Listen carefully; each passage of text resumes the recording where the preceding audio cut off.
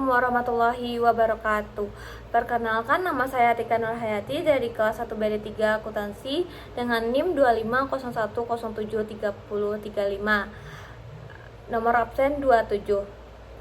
Pada kesempatan kali ini saya akan mempresentasikan makalah yang berjudul Riba, Analisis Bunga dalam Kredit Pemilikan Rumah atau KPR berdasarkan perspektif fikih mu'alaf.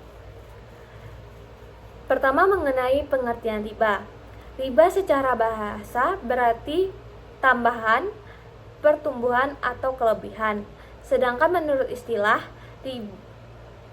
riba adalah tambahan yang diambil dalam suatu transaksi tanpa adanya imbalan yang dibenarkan menurut syariat Islam. Imam Nawawi menjelaskan bahwa riba merupakan tambahan tanpa adanya imbalan yang disyaratkan dalam suatu pertukaran. Sementara itu, Ibnu Qudamah menyebutkan bahwa riba adalah tambahan atas pokok harta dalam akad tertentu. Dalam makalah ini juga dijelaskan pendapat Dr. Erwin Tarmizi yang menjelaskan bahwa bunga bank termasuk bunga KPR konvensional. Pada hakikatnya, merupakan pinjaman yang dikembalikan dengan jumlah yang besar. Hal ini sesuai dengan kaidah fikih yang berbunyi kullu qardin jara naf'an fahuwa riba, yang berarti setiap pinjaman yang menghasilkan keuntungan bagi pemberi pinjaman termasuk riba. Oleh karena itu, bunga dalam KPR konvensional dikategorikan sebagai riba nasi'ah. Selanjutnya, contoh kasus. Contoh kasus yang dibahas dalam makalah ini adalah praktik KPR konvensional. Misalnya, seorang ingin membeli rumah seharga 300 juta tetapi belum memiliki dana yang cukup. Kemudian ia mengajukan KPR ke bank konvensional. Bank membayarkan harga rumah terlebih dahulu kepada penjual, lalu nasabah diwajibkan mengangsur setiap bulan selama jangka waktu tertentu, misalnya 15 atau 20 tahun. Namun, yang dibayarkan oleh nasabah bukan hanya pokok pinjaman, melainkan juga bunga sesuai dengan ketentuan bank. Akibatnya, jumlah uang yang dibayarkan selama masa cicilan menjadi jauh lebih besar daripada harga rumah yang sebenarnya. Menurut fikih mu'alah, tambahan pembayaran yang telah disyaratkan sejak awal inilah yang termasuk riba nasi'ah. Selanjutnya, menurut perhitungan matematika ekonomi, jika dilihat dari sudut pandang matematika ekonomi, bunga merupakan tambahan yang dihitung berdasarkan presentasi tertentu dari jumlah pinjaman. Dalam sistem KPR konvensional, setiap cicilan terdiri dari pembayaran pokok pinjaman dan bunga. Artinya, total pembayaran yang dilakukan nasabah akan selalu lebih besar daripada jumlah pinjaman awal.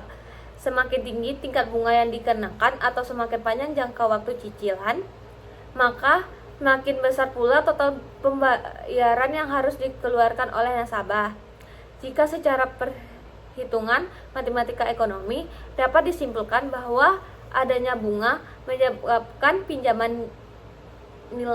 menyebabkan nilai pembayaran akhir terus bertambah. Inilah yang membedakan antara jumlah pinjaman awal dengan total uang yang harus dikembalikan kepada bank. Selanjutnya, menurut fikih mu'alah. Menurut fikih mu'alah, bunga pada KPR konvensional termasuk riba nasi'ah sehingga hukumnya haram. Hal ini karena terdapat tambahan atas pokok pinjaman yang telah disepakati sejak awal akad. Dalam Islam, akad pinjaman meminjam tidak boleh memberikan keuntungan yang disyaratkan kepada pihak pemberi pinjaman. Makalah ini juga menjelaskan bahwa banyak ulama, baik ulama klasik maupun ulama kontemporer, telah bersepakat bahwa bunga bank termasuk riba. Di Indonesia terdapat Di Indonesia, pendapat tersebut juga diperkuat oleh Fatwa Majelis Ulama Indonesia nomor 1 tahun 2004 yang menyatakan bahwa praktik pembangunan uang memenuhi kriteria riba nasiah dan hukumnya haram. Sebagai solusi, Islam menawarkan pembiayaan rumah melalui KPR syariah dengan akad murabaah dan musyarakah mutanakisah. Pada akad murabaah, bank membeli rumah terlebih dahulu, kemudian menjualnya kepada nasabah dengan keuntungan yang telah disepakati. Sedangkan pada akad musyarakah mutanakisah, bank dan nasabah sama-sama memiliki rumah, kemudian pemilikan bank berkurang secara bertahap sehingga akhirnya rumah menjadi milik penuh nasabah. Kedua akad tersebut tidak menggunakan sistem bunga sehingga sesuai dengan prinsip syariah. Selanjutnya mengenai dalil yang menjadi dasar hukum. Larangan riba telah dijelaskan secara tegas dalam Al-Quran maupun hadis. Dalil pertama terdapat dalam surat Al-Baqarah ayat 275 menyatakan bahwa Allah menghalalkan jual beli dan mengharamkan riba. Ayat ini menjadi dasar utama bahwa jual beli merupakan transaksi yang diperbolehkan, sedangkan riba dilarang dalam Islam. Kemudian pada surat Al-Baqarah ayat 278 sampai 279 memerintahkan orang yang beriman agar meninggalkan sisa riba.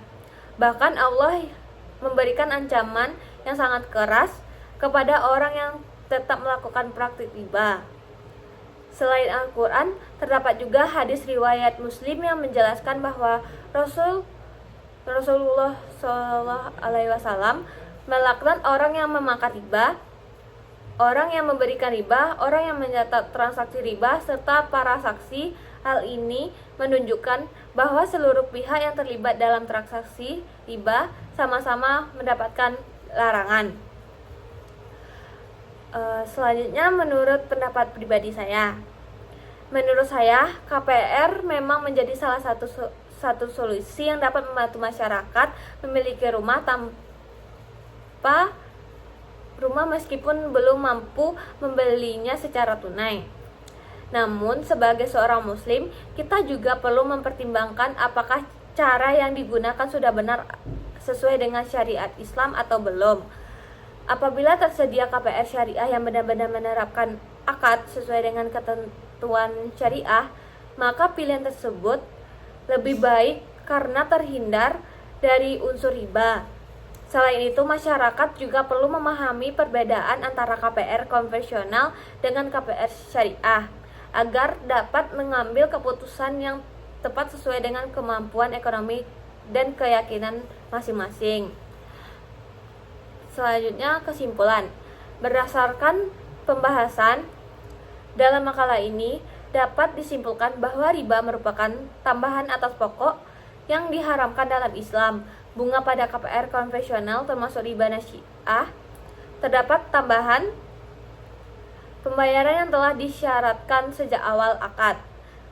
Kesimpulan tersebut didasarkan pada dalil Al-Quran, hadis, ijma para ulama, serta Fatwa Majelis Ulama Indonesia nomor 1 tahun 2004.